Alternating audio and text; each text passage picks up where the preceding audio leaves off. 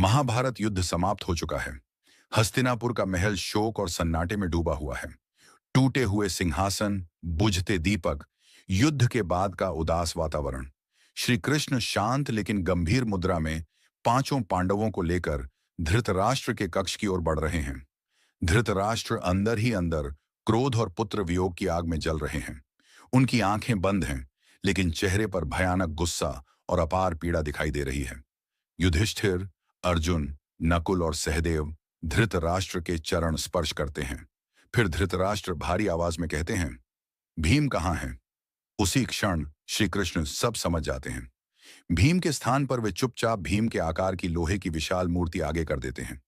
धृतराष्ट्र क्रोध में उस मूर्ति को इतनी शक्ति से गले लगाते हैं कि लोहे की मूर्ति चकनाचूर हो जाती है। महल कांप उठता है, ध्वनि गूंजने लगती है।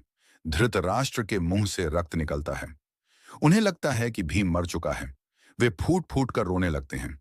तभी श्री कृष्ण दिव्य मुस्कान के साथ कहते हैं, महाराज, भीम जीवित है। आपने केवल लोहे की प्रतिमा तोड़ी है। इसके बाद दृश्य बदलता है। वर्षों बाद धृतराष्ट्र, गांधारी और कुंती वन में तपस्या कर रहे हैं। हरिद्वार के घने जंगल, साधु जीवन, शांत गंगा तट, ध्यान मग्न अवस्था।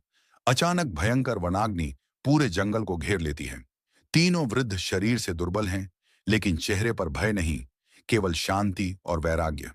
अग्नि की लपटों में तीनों दिव्य प्रकाश के साथ विलीन हो जाते हैं। अंतिम दृश्य, युधिष्ठिर और पांडव गंगा किनारे श्राद्ध कर्म करते हुए, वातावरण में मंत्रोच्चार, बहती गंगा, अस्त होता सूर्य, भावुक और आध्यात्मिक अंत।